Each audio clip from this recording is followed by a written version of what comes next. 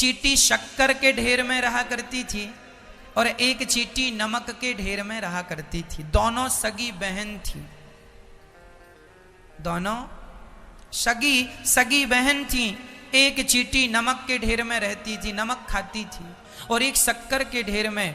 एक दिन शक्कर खाने वाली चींटी नमक खाने वाली चींटी के घर चली गई, चलो अपनी बहन से मिल के आऊं। राधे राधे भक्तों, आप सब लोग कैसे हो? आप लोग ठीक हुए होंगे। महाराज जी ने दो चींटियों की कथा सुनाई है। दो चींटियां सगी बहनें थी। एक चींटी नमक खाती थी, एक चींटी शक्कर खाती थी।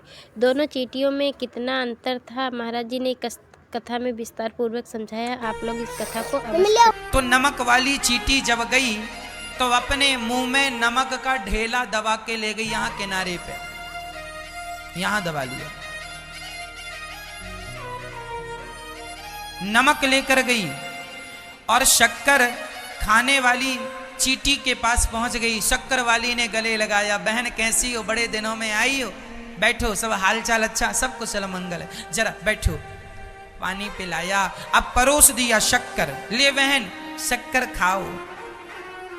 अब वो नमक वाली चींटी जो थी उसके मुंह में एक्चुअली नमक का ढेला ऑलरेडी पहले से था, तो नमक होने के कारण वो खा तो शक्कर रही थी, पर उसके मुंह में नमक होने से शक्कर भी खारी हो जा रही थी।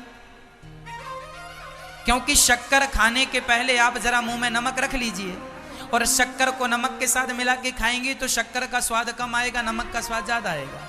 आप प्रैक्टिकल कर सकते हैं। उसके मुख में नमक था और वो शक्कर खाए, 10 मिनट से शक्कर खा रही थी। तो शक्कर वाली चींटी ने पूछ लिया, बहन ये बताओ शक्कर कैसी लगी? तो नमक वाली ने कहा, बहन कैसी भी नहीं लगी, जैसे रोज लगती थी वैसी लग रही है। अब शक्कर वाली ने कहा, राम राम, ये शक्कर के ढेर पे बैठ के कुछ गड़बड़ है, बहन अपना मुंह खोलो। जब मुंह खोला तो उसके मुंह में इतना बड़ा नमक का ढेला, अरे इसे गिरा, उसे हटाया, और जब हटा करके शक्कर खाया तो वो नमक वाली तो नमक भूल के शक्कर की दीवानी बन गई। वाह इतनी बढ़िया, हमने तो पहली बार खाई है, कभी खाया नहीं, तुम इतना बढ़िया खाती हो बताया नहीं। शक्कर वाली ने कहा, 10 मिनट से तुम खा रही थी लेकिन तुम्हारे मुंह में नमक था। तो शक्कर खाने वाली चींटी जब नमक खाने वाली चींटी के घर पे गई तो नमक वाली चींटी से मिलके बड़ा गले मिली, दुलार हुआ, हालचाल पूछा। नमक वाली ने, बहन कैसी हो? शक्कर खाने वाली ने कहा, बहन बहुत अच्छी हूं, भगवान का दिया सब कुछ है, सुखी हूं, सब ठीक ठाक चल रहा है, भगवान बढ़िया खाने को देते हैं, बढ़िया खाती हूं, मैं शक्कर खाती हूं। अच्छा, नमक वाली चींटी जानती ही नहीं थी शक्कर क्या होती है, क्योंकि उसने कभी खाया नहीं, वो तो नमक खाती थी। तो नमक वाली चींटी ने शक्कर खाने वाली चींटी को परोसा, क्या नमक परोसा, उसके पास नमक था, नमक परोसा, बहन खाओ, हम तो ये खाते हैं।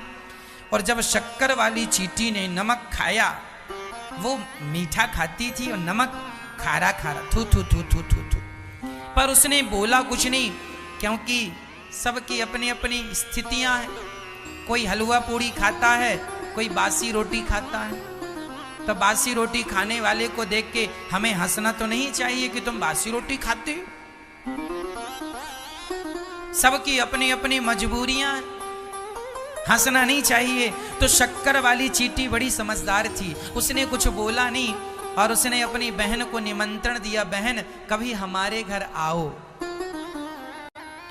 एक दिन नमक वाली चींटी ने प्लान बनाया कि चलो हम अपनी बहन से मिलने जाते हैं, पर नमक वाली चींटी बड़ी होशियार थी। उसको लगा यदि हम अपनी बहन से मिलने गए, उसने कहा था हम शक्कर खाते हैं, पता नहीं वो शक्कर जाने कैसी होती होगी, हमारे नमक से अच्छी होती है कि नहीं, पता नहीं हमें अच्छी लगती है कि नहीं। एक काम करो, अपना थोड़ा सा नमक लेके ही चलो, भूख लगी तो खा सकते हैं। उसी तरह वो नमक वाली चींटी और कोई नहीं है, हम सभी वो नमक की चींटियां। आप लोग बैठे हैं शक्कर के ढेर में, जो कथा सुन रहे हैं आप लोग, जो वृंदावन धाम में बैठे हैं आप लोग, ये शक्कर का ढेर है। शक्कर के ढेर में बैठकर आप खा तो शक्कर रहे हैं, लेकिन शक्कर का स्वाद नहीं मिल रहा, क्योंकि आपके मुंह में ऑलरेडी पहले से नमक दबा है। ये नमक क्या है? बेटा बेटी की मोह ममता, धन दौलत पद प्रतिष्ठा की तुम्हारी ये जो मोह ममता है ना, बेटी ठीक हो, वो ठीक है, तुम ठीक रहो यहां। हाँ, सब कुशल है वहां, तुम अपना ध्यान रखो। ये जो तुम्हारा नमक का ढेला मुंह में तुमने इतना बड़ा दबा रखा है ना, इसे हटा दो।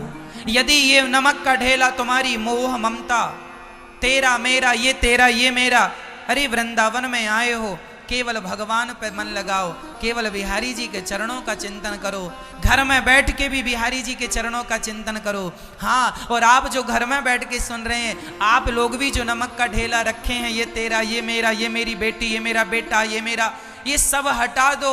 और ये एक बात याद रखो, मेरे तो गिरधर गोपाल दूसरो ना कोई। जब ये समझ में आ जाएगा तो फिर शक्कर का स्वाद मिलेगा। ये नमक का ढेला गिरा दो जल्दी से, भूल जाओ सब कुछ, याद ना रखो। पर विडंबना ऐसी है कि बुढ़ापे में भगवान थोड़ा थोड़ा सब भुलाने लगते हैं तो आदमी चमनप्राश खाना शुरू कर देता है। अरे भगवान चाह रहे हैं कि तुम सब भूल जाओ, इसीलिए तुम्हारा दिमाग खिसकने लगा थोड़ा थोड़ा। बुढ़ापे में आदमी खिसक जाता है। भगवान कहते हैं कि तुम इसलिए खिसका देते हैं भगवान, ताकि तुम्हारे मन से बेटा बेटी की मोह ममता निकल जाए। लेकिन आदमी और चमनप्राश खा खा के और अटैच होता जाता, मेरा बेटा मेरी बेटी, छोड़ता नहीं है। जितना ज़्यादा आदमी उम्र में बढ़ता जाता, मैंने सुना है, मेरा अनुभव है जीवन का, रिसर्च है मेरी, कि आदमी की आयु जितनी बढ़ती है वह मोह माया में उतना ही उलझता जाता है। क्या ये सही है? हाँ या ना? आप ना जितना बूढ़े होते जाएंगे, आप अपनी बेटी, मेरा बेटा, मेरा ना बेटा भले लात मार रहा हो, लेकिन मेरा बेटा मेरा बेटा, मेरा नाती, मेरा पोता, भले वो लतिया रहा हो, लेकिन मेरा पोता मेरा नाती, ये बुढ़ापे में ना ये आदमी, यही तो सठियाना है।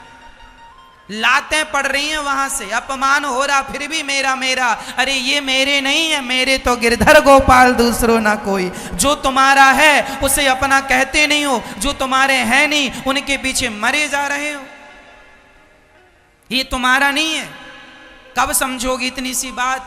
इतनी सी बात ही समझाने के लिए मैंने ये चींटी का दृष्टांत दिया।